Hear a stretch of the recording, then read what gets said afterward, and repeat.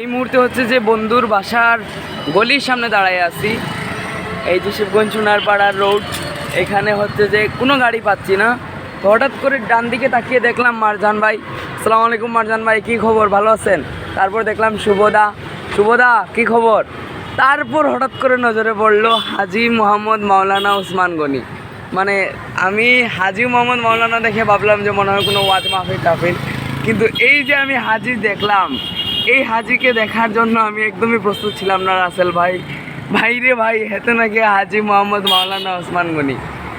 মানে কাহিনীটা দেখছেন ভাই? দেখেন, এই যে হাজির মাথায় আবার সিঁদুর পড়া, হাজি আবার হচ্ছে যে আগুনের মধ্যে লঙ্কা ঢালতেছে।